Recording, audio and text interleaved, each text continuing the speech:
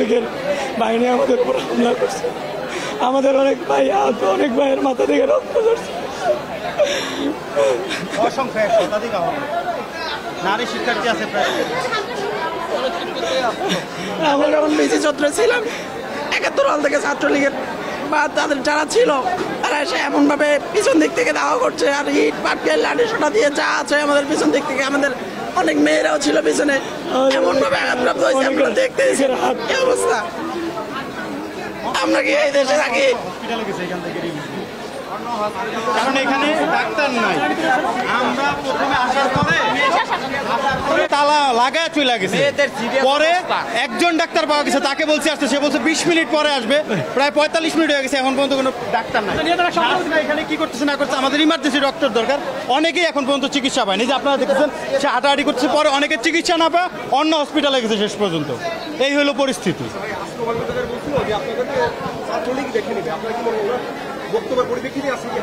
যে কোনো, এটা তো প্ল্যান মাফিক হামলা আমরা বলবো, যে যেভাবে হামলাটা চালানো হয়েছে, মানে আপনার হকি স্টিক নিয়ে, দেশীয় অস্ত্রশস্ত্র নিয়ে যেভাবে সাধারণ শিক্ষার্থীদের উপরে হামলা হয়েছে, এটি বুঝাই যায় যে এটি পূর্ব পরিকল্পিত একটি হামলা।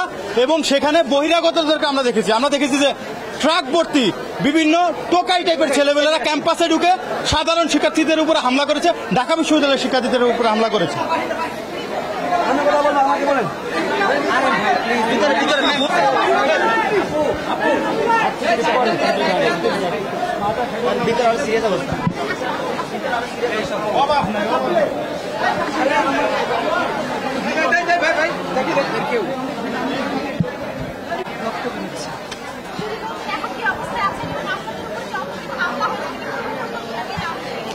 না, এটা অবশ্যই পূর্ব পরিকল্পিত। বিষয়টা হচ্ছে গতকাল রাত 2টার সময় কিন্তু ছাত্রলীগ ক্যাম্পাসে শোডাউন দিয়েছিল।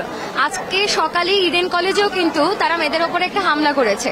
এবং আমরা আজকে প্রধানমন্ত্রীর বক্তব্যের প্রত্যাহারের দাবিতে, তার বক্তব্যের প্রতিবাদে কিন্তু আজকে সমাবেশটা করছিলাম। খুবই শান্তিপূর্ণভাবে করছি। আমাদেরকে ভয় দেখানোর জন্য, আন্দোলনটাকে ধামাচাপা দেওয়ার জন্য, দমন করার জন্য তারা খুবই পরিকল্পিতভাবে এই আন্দোলনটা করছে এবং ত্রাস সৃষ্টি করছে। রোকেয়া হলেও কিন্তু ধারাবাহিকভাবে তারা এখনো আন্দোলন করে যাচ্ছে এবং ক্যাম্পাসে তারা শোডাউন দিচ্ছে। ফলে আন্দোলনরত শিক্ষার্থী হিসেবে, প্রত্যেকটা আহত শিক্ষার্থী হিসেবে, আহত শিক্ষার্থীর পক্ষ থেকে আমি ছাত্রলীগের এই সন্ত্রাসী রাজনীতির প্রতি তীব্র নিন্দা জানাই, ধিক্কার জানাই এবং অবিলম্বে এই সন্ত্রাসীদের প্রতিহত করার জন্য প্রত্যেক শিক্ষার্থীকে একত্র হওয়ার জন্য আহ্বান করছি।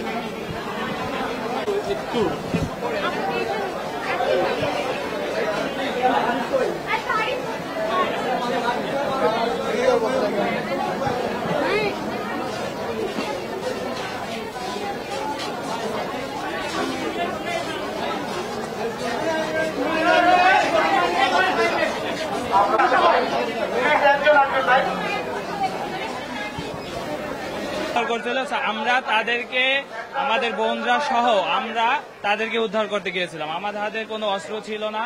আমরা স্টুডেন্টরা, সাধারণ স্টুডেন্টরা ক্যাম্পাসের, আমরা খালি হাতে আমাদের ভাইদেরকে উদ্ধার করতে গেছিলাম। আমাদের ছাত্রলীগের গুন্ডা কর্মীরা এবং বাহির থেকে কিছু টাকা এনে তারা আগে থেকে অস্ত্র নিয়ে ক্যাম্পাসে ভর্তি করেছিল এবং তাদের ঈদ আগে থেকেই ছিল। প্রথমেই তারা আমার বোনদেরকে আটক করে। আপনারা এখন যে দেখতে পারবেন অনেক বোন আহত হয়েছে, অনেকের মাথা ফাইটে গেছে, অনেকে হাত ভেঙে গেছে, অনেক বোনদেরকে গায়ে হাত দিছে। তো আমরা তাদেরকে সেভ করতে যাইয়া আমাদেরকে অতর্কিতভাবে হামলা করছে এবং আমাদেরকে ঈদের যে খোয়া ছিল ঈদ পাক্কা মারছে এবং তারা প্রথমে হেলমেট পরে আইসা আমাদের উপর ঈদ পাক্কা মারছে।